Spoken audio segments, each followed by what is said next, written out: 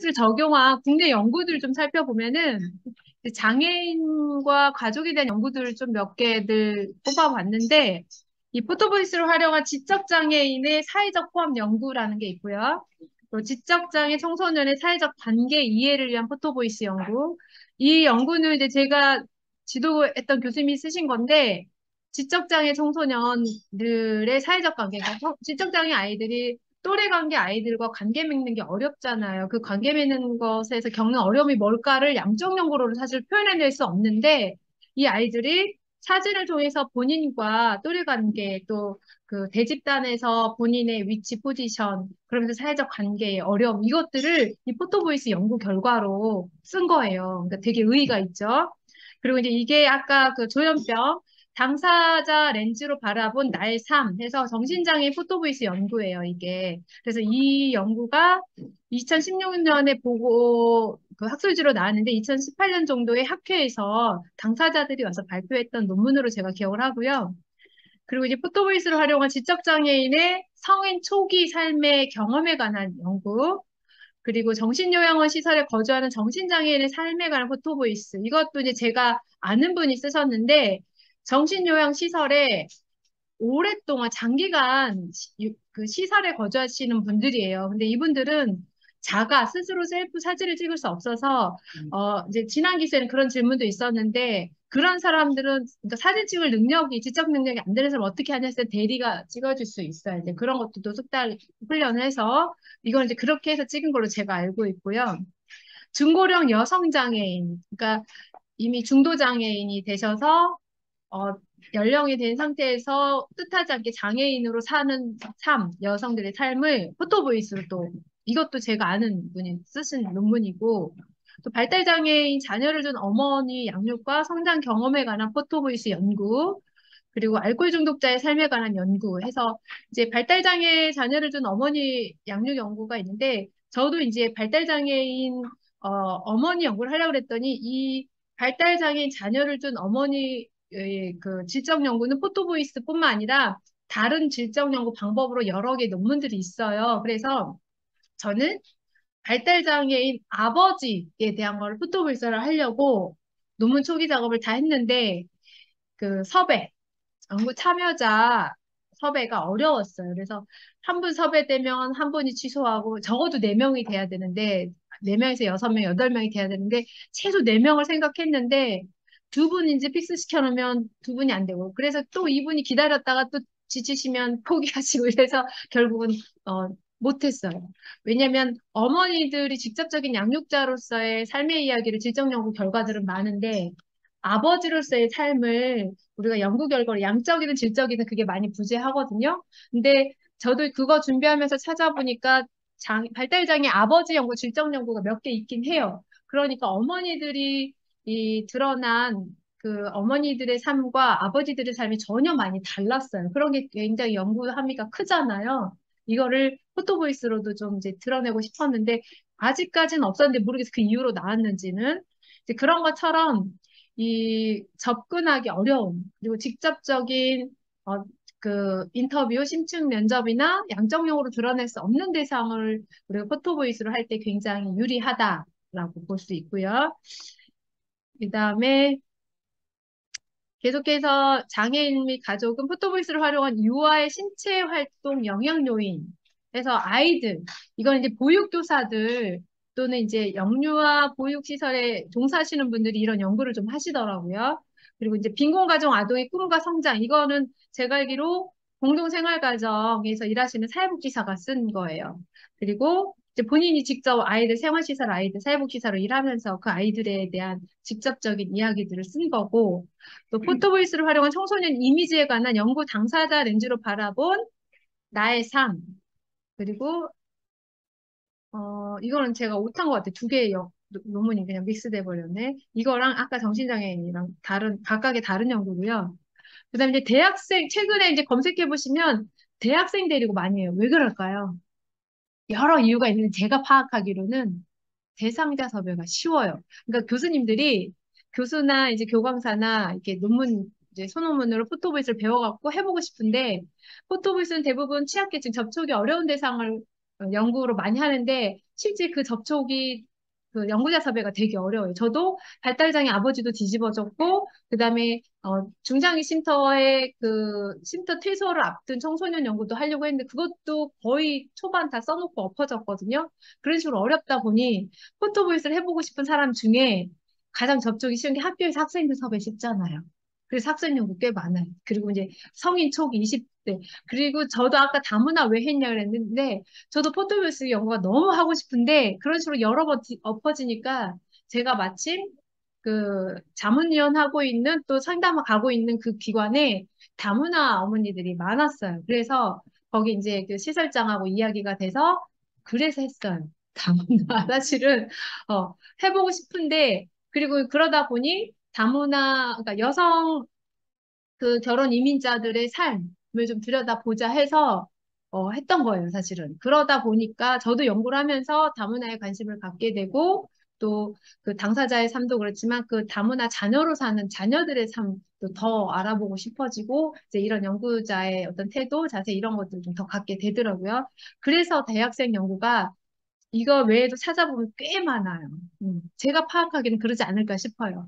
그리고 사회적 기업에 대한 대학생들이 인식하는 연구라든가, 북한 이탈 주민의 삶에 대한 대학생들의 인식 연구, 또 서울에서 지방 출신 여대생으로 살아가기, 뭐 이런 거, 그리고 대학생의 직업윤리 인식에 대한 탐색적 연구, 노화에 대한 인식과 자기묘사, 그리고 이거를 질적 연구 방법인 포토보이스를 활용해서 대부분 미술 치료나 심리 치료를 전공하시는 분들도 이 포토보이스랑 본인들 매체 연구랑 믹싱해가지고 또 논문을 또 많이 쓰더라고요.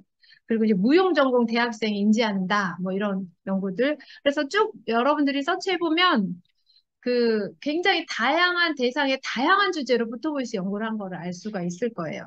그런데 기타 보면 치매 환자 보호자들의 고통, 그리고 삶, 그리고 신체활동의 의미 탐색이라는 연구, 사회복지사의 삶, 그리고 포토보이스 활용 방법의 적용, 그 다음에 학교 사회복지사들이 표현하는 일거다, 그리고 포토보이스 방법을 활용한 팔로우십에 대한 인식과 팔로워의 역할에 관한 탐색적 연구, 또 이혼 결정을 한 가정폭력 피해 여성의 삶의 경험에서 사이코 드라마와 포토보이스를 중심으로 해서 아마 이건 이제 혼합 연구가 되겠죠.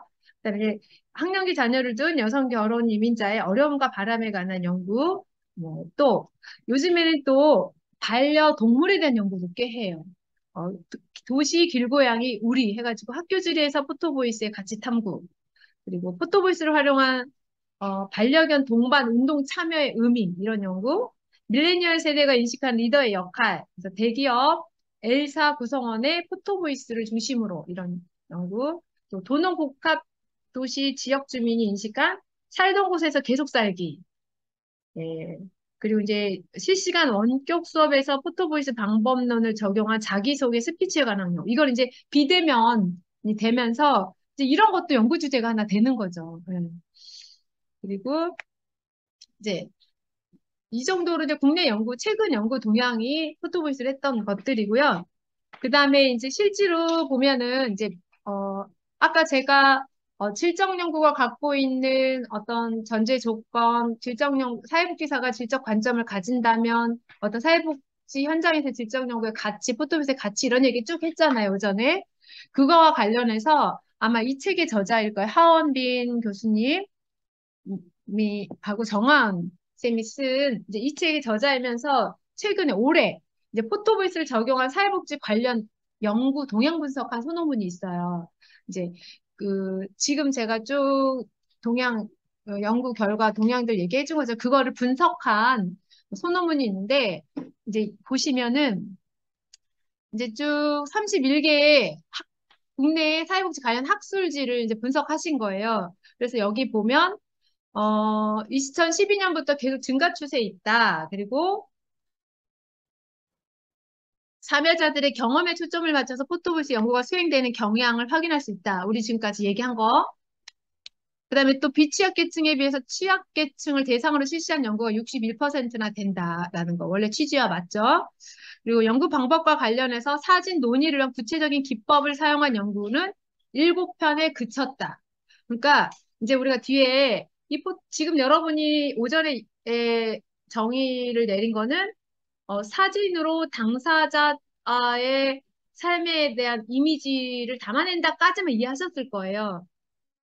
그런데 이제 그렇다면 이게 질적 연구 방법으로서의 의의를 가지려면 포토 보이스만의 질적 연구 방법 절차가 있어요. 근데 그 절차대로 한 연구는 이 소논문 분석한 31개 논문 중에 7편밖에 안 된다라는 거예요. 그러니까 원래 취지대로 한 논문은 7편밖에 안 된다를 지적한 거죠. 그래서 자료의 수집 방법으로는 이제 포커스 그룹 인터뷰를 사용한 연구가 26편. 그러니까 제가 다문화 어머니 6명인가 4명 모집해서 한 것처럼 포커스 그룹으로 한 거는 26편, 그러니까 84%고 대부분 그렇게 했고 이제 자료의 분석 방법으로는 주제 분석 방법 등 다양한 방법들을 사용했다. 이제 여러분이 궁금한 게 그거일 거예요. 그러면 사진 찍어서 당사자 이야기를 담아냈다면 이거를 논문화하려면 자료 분석, 질적 연구가 어려운 게 자료 분석이죠. 그래서 그거에서 의미 있는 주제들을 도출하는 게 질적 연구 방법이 갖고 있는 연구의 함의인데 그걸 어떻게 하느냐가 가장 어려워요. 질적 연구를 할 때. 이제 근데 그 분석 방법으로는 뭐 내용 분석, 주제 분석, 여러 가지 분석 방법이 있는데 이제 워낙에 질적 연구할 때 자료 분석 방법으로 주제 분석을 많이 해요. 그래서 그 주제 분석 방법으로 한 게 대부분이다라는 거예요. 근데 이 포토보이스는 그렇게도 하지만 그 카롤라인 왕이 제시한 포토보이스의 분석 방법 절차가 있어요. 근데 그 절차대로 한 논문보다는 기존의 질적 연구자들이 해왔던 주제 분석 방법으로 자료 분석을 했더라라를 얘기를 하는 거예요. 그리고 자료의 분석 방법 얘기했고 그리고 이제 마지막으로 대다수의 연구가 포토보이스 연구로서 도출된 연구 결과를 적극적으로 활용하지 못하고 아까 우리가 포토보이스 연구로서의 목표가 분명해야 된다고 했고 그 목표에는 반드시 정책적 제안까지 해줘야 된다고 했잖아요. 근데 대부분 그렇게 하지 못하는 것을 확인할 수 있었다. 그리고 수집된 자료에 대한 진실성을 검증하기 위한 적절한 기준 또는 전략도 대다수 연구에서 제시하지 못하고 있다라고 얘기하고 있어요. 그러니까 아직 연구 초반이기 때문에 많은 연구들이 최근 들어서 쏟아져 나오고 있긴 하지만 포토보이스 본연의 연구 방법으로서의 절차들대로 수행한 연구는 아직까지는 부적절하거나 부족하고 미흡하다는 걸 지적하는 거예요. 그럼에도 불구하고 포토보이스 연구 방법은 사회복지가 추구하는 기본 가치에 부합하다. 그러니까 사회복지 현장에서 얼마든지 이 연구 방법을 활용할 수 있다. 그리고 변화하는 사회복지 학계 요구에 대응할 수 있는 적절한 방안이 될 수 있다는 점에서 이 본 학술지 연구를 통해서 얻은 결과는 향후 사회복지 학계에서 수행되는 포토블스 연구의 체계성과 엄격성을 적극적으로 활용되고 적용되어야 할 것이다. 이제 논문을 쓰셔서 아시겠지만 논문 심사에서 제일 중요하게 여기는 것 중에 또 하나가 어, 논문의 그 논문으로서의 체계성, 엄격성이잖아요. 이 부분 절차들을 잘 수행했느냐 여부예요. 그래서 이제 앞으로 포토보이스가 질적 연구 방법으로서의 더 자리매김하고 그 자료의 신뢰도 타동도를 검증을 받으려면 이런 부분들을 보다 더 적극적으로 활용해야 된다. 그래서 본 연구 동향을 했다라고 본인들의 연구 의의를 지금 밝히고 있는 거예요. 그래서 또 이제 연구 결과물도 좀 더 보면 대학생 시선을 통해서 보면 청년 세대의 불안 경험에 대한 연구거든요. 그래서 이제 보면은 이제 아까 사진을 찍어서 그래서 어쩌라고란 질문이 아직은 여러분들한테 던져져 있을 거예요. 아까 상영에서 제가 보여드렸던 그 큰 틀에서 네 주제여서 여러분들이 그냥 상영에서 지나갔겠지만 큰 틀에서 네 주제 안에 소 주제들이 나왔을 거고 이 소 주제 안에 당사자의 목소리들을 담아낸 사진들을 보여준 거예요. 상영회가. 그리고 그것처럼 이 대학생 시선을 통해서 본 청년 세대 불안 경험도 이제 이 포토보이스를 통해서 범주는 어 지금 이 사람이 이 포토보이스를 통해서 뭘 담아내고 싶은 거예요. 아직 사회 초년생으로 사회 예비생으로서 청년 세대가 갖고 있는 불안을 사진으로 이야기하고 싶은 거잖아요. 그래서 범주에서 큰 주제로는 불안에 대한 단상, 그리고 우리들의 불안, 목적 없는 경주. 이렇게 이제 큰 틀에서 세 가지 범주를 뽑아낸 거. 이걸 누가 뽑아냈어요? 당사자들이. 음, 연구자가 아니라. 그러니까 연구자가 하는 건 처음에 대학생들이 경험한 불안 경험을 연구해야지까지는 연구자의 처음 연구 의도예요.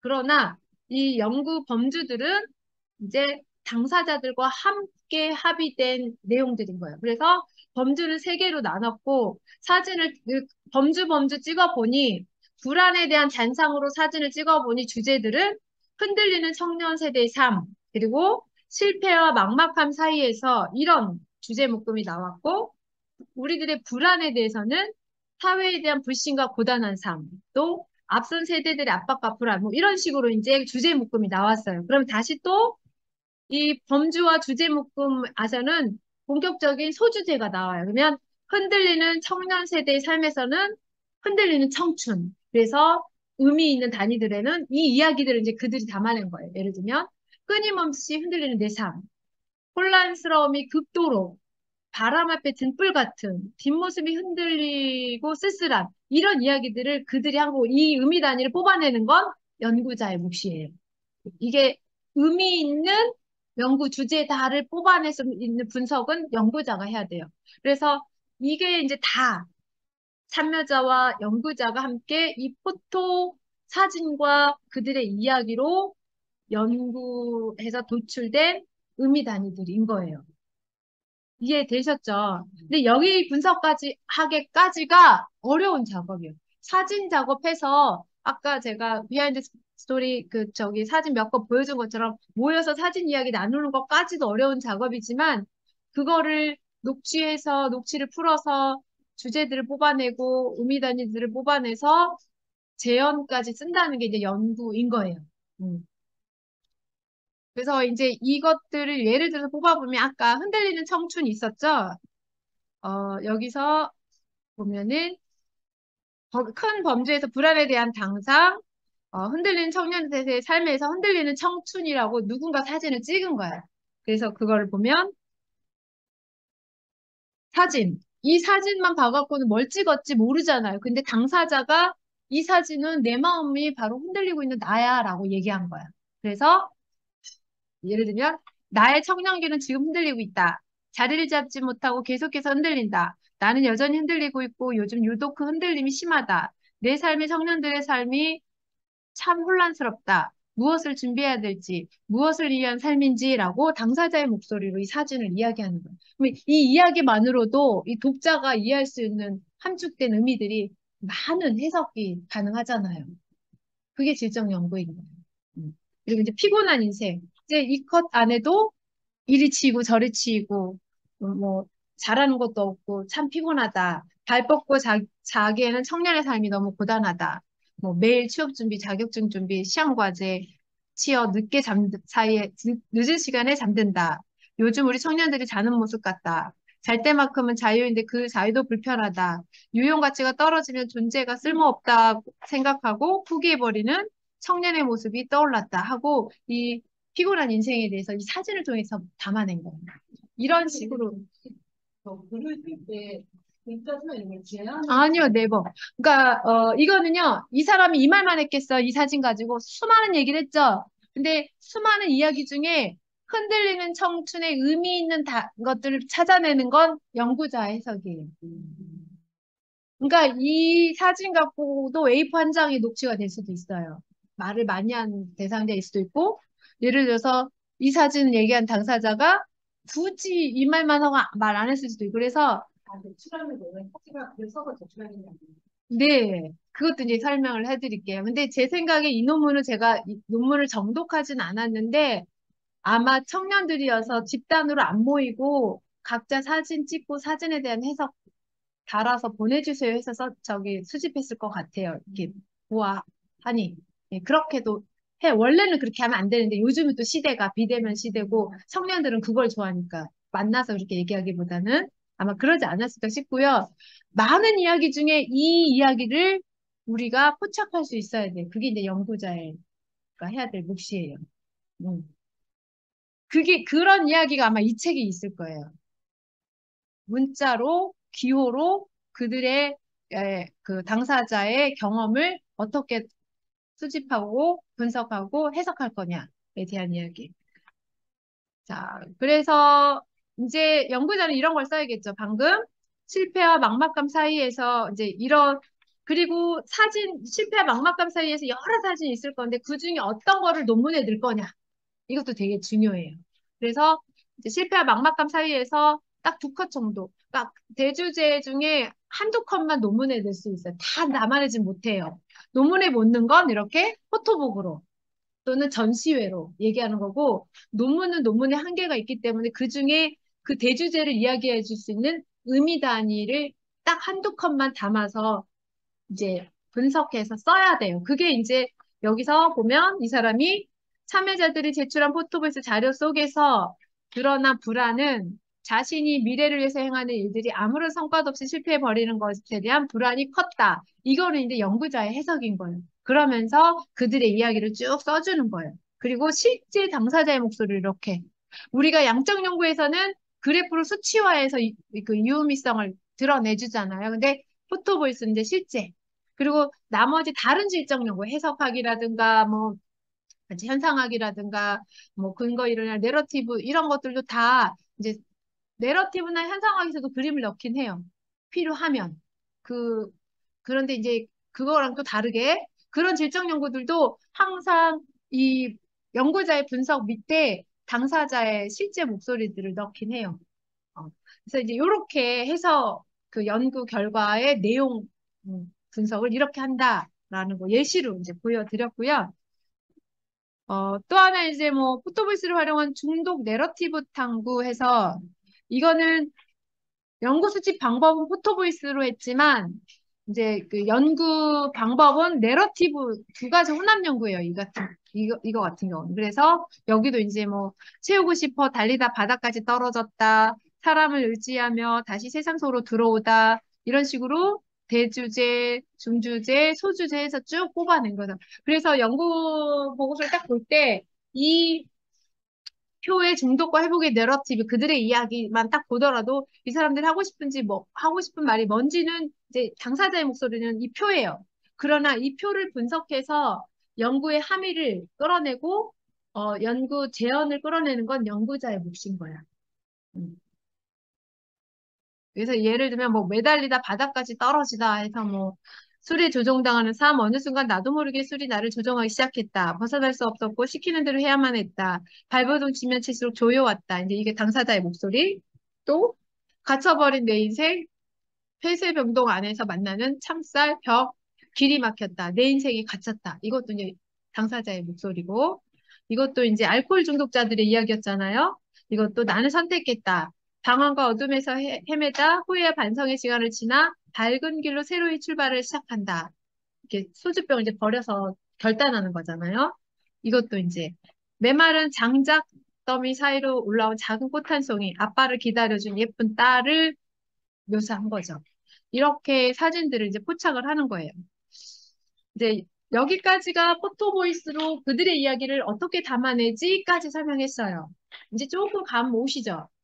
그러면 그 다음에는 그러면 이제 포토보이스 연구를 할 거면 어떻게 연구를 설계하고 그 연구의 실제는 무엇이냐를 이제 지금부터 다뤄볼 거예요.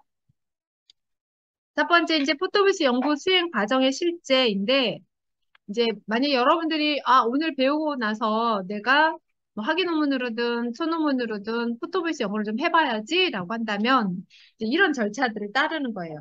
원래 이제 오리지널한 카롤라인 왕이 제시한 연구 방법의 절차는 첫 번째 지역사회 주요 문제의 중요성을 먼저 파악해요. 그러니까 연구 주제 선정이죠. 내가 뭘 할 건가? 그리고 연구 주제가 선정이 되면 그 연구 참여자 를 모집해야겠죠. 그리고 세 번째는 이 연구 참여자 요즘에는 워낙에 핸드폰에 카메라 기능을 다 누구나 할 수 있고 그걸 SNS에 올리고 요즘에는 뭐 인스타에 그 사진에 대해서 자기 생각 쓰는 게 너무 익숙하니까 오히려 포토보이스에 이미 다 훈련된 사람 같아요. 이제 여기서는 처음에 90년대 초에 개발됐을 때는 카메라를 직접 그들에게 줬어요. 그리고 그들에게 사진 찍는 훈련, 사진을 컨택하는 거, 거기에 자기 의미 있는 제목을 붙이는 거 이런 것들 다 훈련을 시켰어요. 그게 바로 세 번째 포토보이스 연구 절차 훈련이에요. 그리고 나서 이제 네 번째, 사진기가 없다는 전제에서 사진기를 배포하고 찍는 훈련. 다섯 번째, 그러면 찍고 나서 어떻게 할 거냐? 이 사진 촬영 과제 수행, 즉, 어, 우리가 이제 적어도 최소 6번 만나거든요. 첫 번째는 오리엔테이션. 우리가 어떤 주제로 뭘 할 건지, 이제 그런 이야기를 나누는, 그리고 네 번은 사진 이야기, 여섯 번째는 이제 그거에 대해서 이제 점검하고, 어, 조정하고 수정하는 작업인데, 이제 그런 사진 촬영을 할 때 우리가 이 연구 주제와 관련해서 어떤 사진을 찍을지에 대한 이야기들을 나누는 게 이 다섯 번째예요. 여섯 번째는 사진 촬영 과정에 대한 집단 토의예요. 그러면 우리가 아까 알코올 중독자들이었으면 알코올 중독자들과 어떤 사진을 찍을 것인지를 이제 토의를 하는 거예요. 그래서 우리가 이제 그 토의를 하기 위해서는 처음에 OT 시간이 되게 중요해요.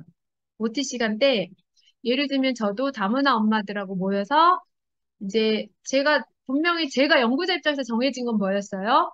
학령기 자녀를 둔 여성 결혼 이민자의 어려움과 바램이 제가 정한 거예요. 그래서 그 엄마들하고 첫 번째 모여서 어머니들이 결혼으로 한국에 들어와서 자녀를 낳고 자녀가 학교를 취업하면서 겪는 삶이 뭔지를 우리가 이야기 나누기 위해서 모였어요가 전제야. 그걸 OT 하면서 그러면서 어머니들한테 이제 자기소개, 결혼의 동기, 와서 살면서 겪은 어려움들을 첫날에는 이렇게 프리 디스커션 하는 거예요, 이렇게.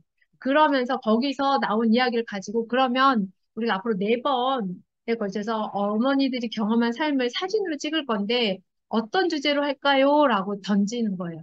그랬더니 어머니들이 처음에 이제 다문화니까 익숙하지가 않으니까 자기들이 주제를 선정을 잘 못하기도 해요. 대부분 취약계층들은 본인들이 선정 잘 못해요. 그러면 이제 도와줘야 돼요. 연구자가. 그래서 처음에 자기소개하고 자기 삶의 이야기 나왔을 때 이야기들 저 같은 경우는 어머니들이 오늘 한 이야기들 쭉 정리해보니 그때 이제 빠르게 제가 메모하면서 지금 아마 남편과의 살면서 남편과의 결혼 이야기에 대해서 결혼 부부로 살아가는 것에 대한 어려움을 겪는 것 같아요. 이거에 대해서 하나 찍었으면 좋겠고 또 학부모 노릇하는 것도 어려웠던 것 같아요. 그 얘기도 하나 찍었으면 좋겠고 그리고 이제 시집 와서 한국에 적응하면서 사는 삶도 어려우신 것 같아요. 이런 식으로 몇 개 주제를 막 이런 일을 한 것 같아요. 하고서 이 중에서 우리가 어머니들이 특히 어떤 이야기를 하고 싶으세요라고 해서 뽑아낸 주제가 네개였어요. 그렇게 주제를 뽑는 거예요. 어, 연구를 할 때. 그렇게 이제 사진 촬영에 관한 집단 토의. 이제 그렇게 해서 첫째 주에 예를 들어서 한국 생활 적응에 대한 사진을 찍자. 이제 집에 돌아가서 저희가 매주 금요일날 만났거든요. 밤 7시에.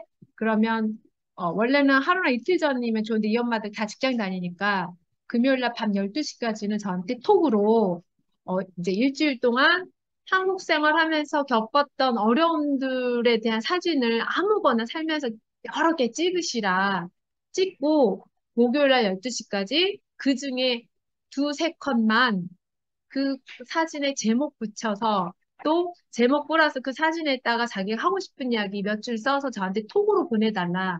그러면 톡으로 4명이 3장씩 오면 3, 4, 12, 12컷이잖아요. 그걸 제가 이제 금요일날 만날 때까지 PPT로 빨리 정리를 해요. 제 거 이야기 하나도 안 붙이고 엄마들이 한 거 그대로 해서 이제 순서대로 박미영 엄마 이 사진 보냈는데 이 사진에 대해서 같이 얘기해 볼까요? 그럼 이제 그 엄마가 이제 얘기를 주저리주저리 하는 거예요. 그러면 이제 그 얘기 듣고 다른 엄마가 이제 같이, 나도 저때 저랬다. 하면서 서로 이제 격려도 하고 위로도 하고 본인이 경험한, 그러니까 집단 상담과 좀 유사하긴 한데 여기서 상담의 기능보다는 자료 수집을 한다라는 기능이 커요. 그래서 충분히 풍부한 이야기가 나올 수 있도록 끌어내는 게 연구자의 역할이죠.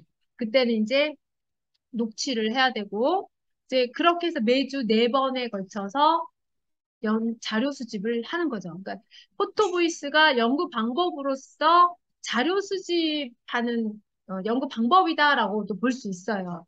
그러니까 우리가 연구를 할 때 아까 양적 연구도 어때요? 설문지를 돌려서 아까 교수님이 그랬다고 한 것처럼 그게 중요한 이유가 뭐예요?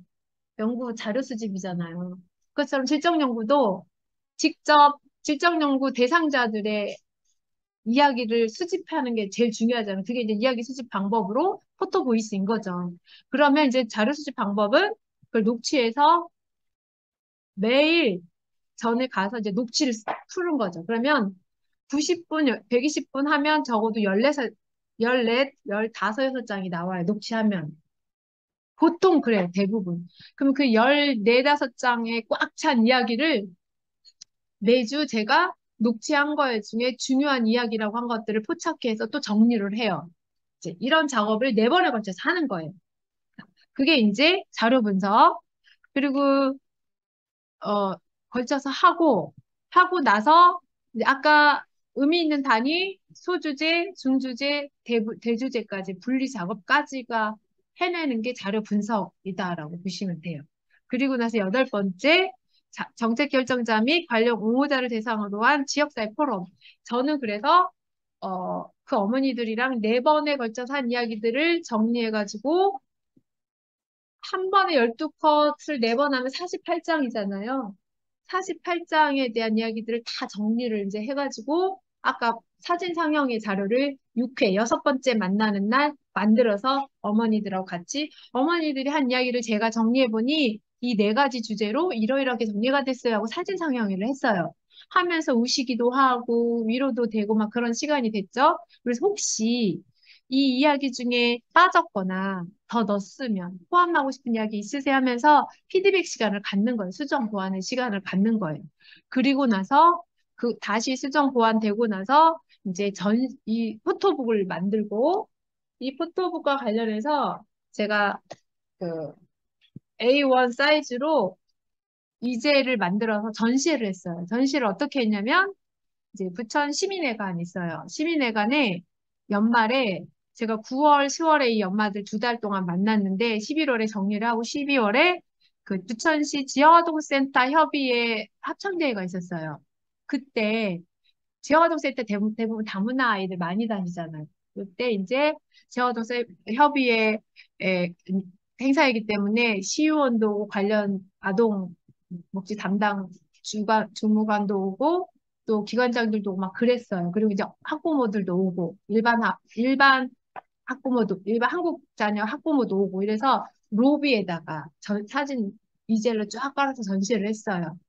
그러니까 오며 가며 의도하든 의도하지 않든 그 공연을 보러 온 사람은 그 사진을 다 보는 거죠. 직간접적으로. 그러면서 알리는 거예요. 그러니까 당사자들은 자기네들 이야기여서 좋고 비당사자들은 자기네 아이들이 다니는 센터에 이런 아이들이 가고 이 아이들이 엄마들이 겪는 어려움이 이런 거구나라고 알려져서 좋고 또 사회복지 관련 종사자들도 볼 수 있고 또 행정당국의 주무관들도 직접적으로 알고는 있지만 직접적인 이야기들을 들어서 좋고 이렇게 전시회까지만 했어요. 그럼 이제 아까 그럼 정책이 바뀐 게 뭐예요라고 물어본다면 아까 물어봤죠 차에서 이제 우리가 연구를 할 때 어때요? 제 논문으로 세상을 바꾸리라 이건 아니잖아요. 논문은 저도 이제 학위 논문 쓸 때 막 뭔가 거창하게 뭔가 내 논문을 통해서 뭔가 막 센세이션 뭔가 기여를 막 이런 생각을 누구나 해요. 그래서 더 의미 있는 주제를 뽑고 싶고 연구 주제 뽑고 싶은데 그거보다도 그때 이제 우리 지도교수가 하는 얘기가 그냥 잘 차려진 밥상에 숟가락 하나 올려놓는다. 왜냐면 아무리 잘 차려져 있어도 숟가락 없어 못 먹잖아요. 그거 또는 그냥 수많은 이야기들 안에 점 하나만 찍어 점들이 모여서 선이 되고 선이 모여서 그림이 되는 것처럼 이 논문은 점 하나의 역할이라고 생각하시라고. 그 얘기가 뭔지 몰랐는데 제가 이렇게 알리는 것만으로도 사람들 마음에 울림이 있잖아요.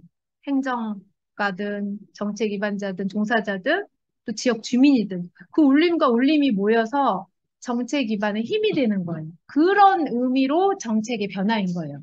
아까 처음 시작은 포도재단이라는 큰 재단이 있었기 때문에 힘 있는 돈 있는 재단이 있었기 때문에 중국 사회에 알리고 행정당국에 알려서 아까 3가지 정책들이 바뀌었지만 우리들 한 사람 한 사람 우리 같은 일개에 그냥 점도 아닌 우리라는 존재가 대한민국에서 누가 알겠어요 박미영을 그치만 우리의 논문들이 국회 도서관에 쌓이고 논문 리스트에 쌓이고 구글에 쌓이면서 누군가는 검색하고 그것이 선행연구의 근거가 되고 이런 쪽 근거가 돼서 쌓이고 쌓여서 새로운 제안들이 되면서 언젠가는 국회에 입법이 되고 그게 이제 시행령이 되고 제도가 되고 서비스가 되는 거잖아요.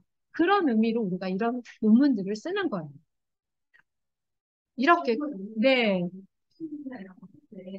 오늘 모자이크 처리라든가 개인정보 같은 경우는 다 이제 고려 다 해야 돼요. 그거는 이제 또 제가 뒤에 얘기해 줄 건데, 모든, 요즘에는 연구윤리가 되게 중요하잖아요. IRB 다 승인 받아야 되고, 저도 이제 이 포토보이스를 하기 위해서 IRB 승인만 3번 받았어요. 그러니까 뭐냐면 아까 중장기 쉼터에 청소년 하느라고 받았죠. 발달장애인 아버지 연구하려고 받았죠. 이 연구하려고 받았죠.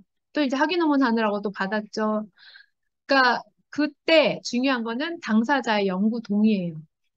연구 참여 동의서 받아야 되고 이 동의서 내용에 그거 다 들어가요. 개인정보와 관련해서는 익명으로 처리한다. 그러나 이제 어머니의 기본적인 사항들은 이 연구에 의의를 위해서 어디 어디까지만 오픈되고 그거 제가 이따 샘플 보여드릴 거예요. 그런 작업을 다 해야 돼요. 네, 그리고 이제 그리고 요즘에 사람 얼굴 나오면 안 돼요. 나와야 되면은 측면, 뒷면, 전면 나오면 안 돼요. 그건 아예 연구윤리에서 통과 안 시켜줘요. 어차피. 그런 거는 이미 이제 다 절차들이 워낙에 엄격히 있기 때문에.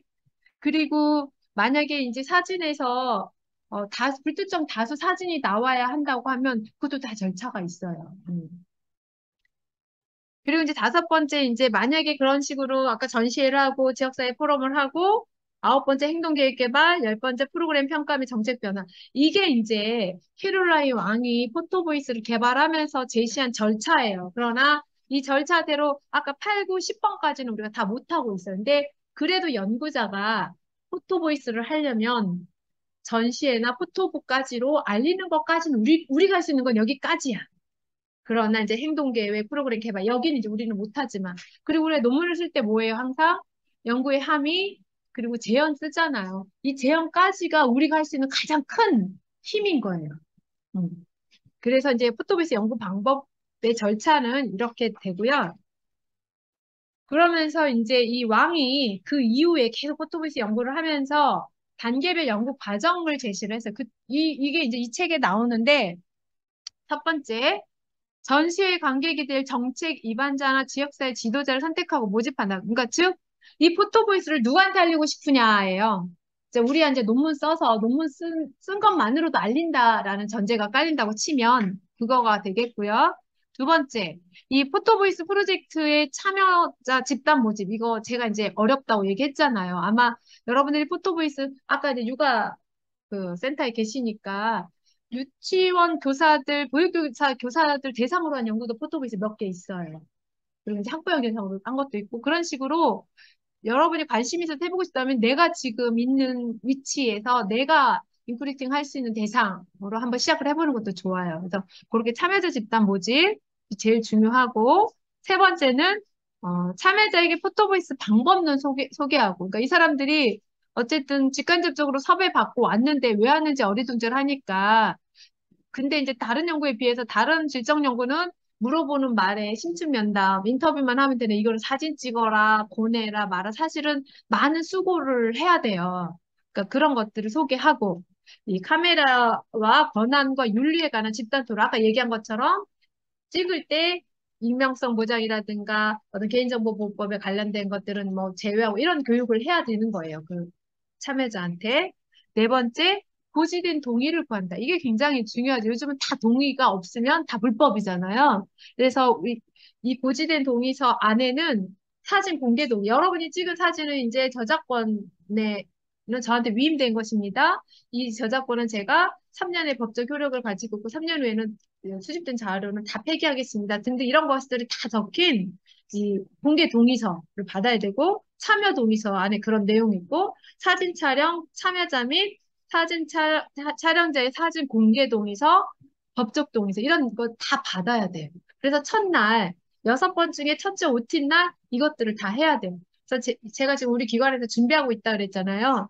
주제가 well aging이에요. 어르신들의 나이듦에 대한 경험 이야기인데 초기 노년기, 그러니까 웰에이징, 이제 100세 시대에 은퇴를 60세, 65세에 하시고 노년의 삶이 3, 40년이나 된단 말이에요. 그러면 3, 40년을 잘 건강하게 노년을 맞이해야 되는 게 웰 레이징인데 웰 레이징을 맞이하는 당사자들의 생각, 느낌, 의미들을 담아내고 싶은 연구예요. 그래서 저도 이제 지금 그 인원 모집 6명 다 됐고, 어, 대기자까지 이제 모집을 해놨고, 다음 주 화요일 날 시작이에요. 그럼 첫날 그분들한테 이 동의서 다 만들어 놓고, 기초 설문조사 다 만들어 놓고, 또 자기 효능감 검사도 사전사고 하려고 다 만들어 놓고 다 했어요. 이제 그렇게 이 고지된 동의가 굉장히 연구윤리에서 중요해요.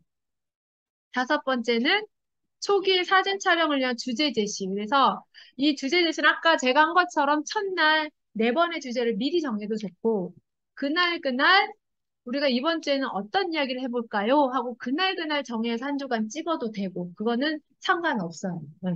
이렇게가 포토보이스 단계별 연구 과정을 제시한 거이고요. 여섯 번째가 카메라를 참여자에게 나눠주고 사용법 알려준다. 참여자가 사진 촬영할 시간 준다. 참여자를 만나서 사진에 관해 논의하고 주제를 확인한다. 정책 위반자나 지역사회 지도자와 사진을 공유할 계획을 참여자와 함께 수립한다. 이런 절차들을 이제 과정들을 겪게 됩니다. 이 얘기는 제가 아까 상세히 설명했으니까. 그래서 이제 중요한 게 또 하나 사진 촬영 교육.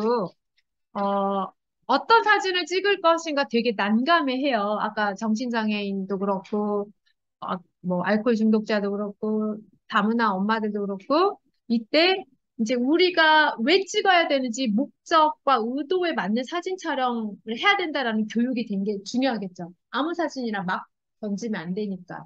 그래서 이때는 여기 보시면 우리가 세계를 지켜볼 때 우리는 누구이고 어디에 있는지에 따라서 우리가 어떻게 보고 무엇을 기록하는지가 결정된다. 즉, 당사자의 시선으로 자신의 삶의 이야기를 보는 것.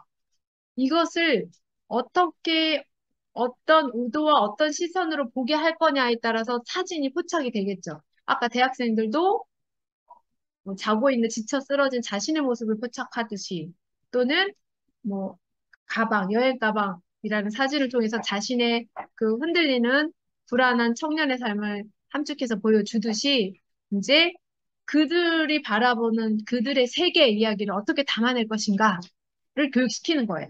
그래서 첫 번째, 핵심 요소 짜기. 그래서 사진에 무엇이 포함되고 무엇이 빠지는, 그러니까 뭘 찍어야 될지를 교육시켜야 돼요. 두 번째, 관점. 촬영자의 견해에서 다문 엄마들이 아무거나 찍어서 막 갖다 주면 그 사진 아무 의미가 없거든요. 사실은 저도 어려웠어요. 어머니들이 이해를 잘 못하시니까 막 이 사진 저 사진 보내와요. 그러면 이제 어떤 엄마는 월요일부터 계속 보내요. 생각날 때마다. 그러니까 저도 일을 못해. 막 뭐 사진이 계속. 그래서 이제 폴더 만들어 놓고 계속 담아놓고. 그래서 정작 금요일 날 가기 전에 사진 고르려고 마땅한 사진이 없어요. 그러면 이제 계속 주고받을 톡으로 어머니 요 사진 어떤 의미였어요? 이거 맞아요? 제가 맞게 이해했어요? 하고 계속 확인하거나 부족하면 어머니 요 사진을 좀 다른 의미 담아서 다시 찍어줄래 하고 이 작업을 계속 일주일 동안 같이 해야 돼요. 예. 그래서 이 내가 해석하는 거랑 당사자가 얘기하고 싶은 거랑이 맞는지 매칭이 되는지를 계속 확인하는 작업 거쳐야 돼요. 그다음에 세 번째 시점 언제 장면을 포착할 것인지 아까 사진에서 2층 침대 고민형 있었잖아요. 그 사진도 그 엄마가 언제 찍으냐 때 아들 방에 가서 아들 깨우고 침대 정리하다 보니 그 곰을 보면서 자신의 삶 같더래요. 그때 찍은 거야. 그런 걸 얘기하는 거예요. 그리고 상징주의. 다른 어떤 것의 상징 역할을 수행하는 사진의 내용. 그러니까 사실 사진이라는 게 왜 상징이잖아요. 우리가 사실 묘사가 되기도 하지만 우리가 지금 대부분 봤던 것들 어때? 상징적인 의미가 더 컸죠. 그래서 그 사진만 봐서는 뭘 찍었지 싶었잖아요. 그게 이제 이 상징주의라는 거고 세부 내용은 어떤 장면의 한 구성 요소를 이용해서 장면 전체성을 묘사하는 거를 말하는 거죠. 자, 그리고 이제 두 번째는 사진 촬영 과제 수행, 그리고 이제 기록이 중요한데, 이제 거기서부터는 이제 우리 연구자의 역할이에요. 그래서 포토보이스 참여자는 직접 촬영한 사진에 관해서 토론하고, 또 그렇게 함으로써 그 사진의 의미를 부여하거나 해석하게 된다. 사실은 당사자들이 찍어서 이야기 나눌 때까지는 본인이 찍고도 본인이 그 사진에 이런 의미가 있었구나를 전제하지 못하고 찍는 경우도 있어요. 근데 와서 이야기 나누면서 그리고 이 사진은 자기는 이런 의미로 찍었지만 같은 경험을 가진 다른 사람이 다른 의미로 해석해 주면서 그 사진에 대한 해석이 풍부해지는 거예요. 음. 그리고 사진을 해석하는 것은 연구자의 역할이 아니다. 그러니까 절대 사진 나누는 시간에는 연구자가 이거를, 이건 이런 거 아니었어요? 어머니 얘기 듣고 보니 이거 내 생각을 구현하면 안 돼요. 이때 연구자는 그 참여자가 이야기한 거를 명료화 또는 재해석하는 것만 해주는 거예요. 왜냐면 다른 사람이 본인이 왜냐면 다차계층이니까 의미 전달이 조금 이렇게 저기 할 수 있지, 모호할 수 있잖아요. 그때 이제 명료화시키거나 재해석하거나 예를 들어서 이렇게 말씀하신 거 맞죠? 우리가 이해하는 거 맞아요? 라는 정도. 그리고 어머니 지금 말씀하시는 건 이러고 이러고 이렇다는 거죠. 우리가 지금 잘 이해하고 있나라고 다시 이렇게 재해석해서 이런 작업만 하는 거지. 이 사진에 대한 해석을 연구자가 하면 안 된다. 예요. 그리고 이제 포토보이스 프로젝트 수행 중에 촬영된 사진은 자료 그 자체가 아니고 저절로 자료가 되지 않는다. 사진만 가갖고는 봐서는 아무런 의미가 없어요. 거기에 이제 당사자의 경험 이야기가 해석되어질 때라야 자료가 되는 거예요. 음. 그리고 사진은 참여자에게 대답을 이끌어내는 선행 자료의 역할을 한다. 그러니까 포토보이스를 하려고 하는 사람들이 누가 하냐면 질적 연구자 중에서 질적 연구를 해본 사람이 사실 질적 연구 어렵거든요. 저도 이제 해석학적 현상학 연구를 할 때 더군다나 이제 친부 성폭력 피해 자녀들 중 어머니 연구였어요. 엄청 어려운 대상이잖아요. 그 어머니들에게 그 경험 이야기를 끌어낸다는 게 되게 어려워요. 이제 어려운데 이 포토보이스를 질적 연구자들이 그래도 해보려고 하는 건 그 어려운 걸 알기 때문에 사진은 매체로 이야기를 끌어내기 위한 매체로 쓰는 거예요. 그런 의미에서 얘기를 하는 거예요. 그래서 어, 사진 참여자에게 대답을 이끌어내는 선행 자료로서의 사진이 이제 그 매체 도구가 돼주는 거예요. 그리고 이제 참여자는 주어진 단서에 대답하기 위해서 사진 촬영을 어떻게 이용했는지 설명하고 사진을 해석하는 사람 역시 참여자다. 그래서 해석은 절대 연구자의 의견이 들어가서는 안 된다. 네. 여기까지 하고 좀 쉴게요. 이제 졸립죠? 밥 먹고 와서. 네, 네네, 잠깐 또 쉬도록 하겠습니다. 네.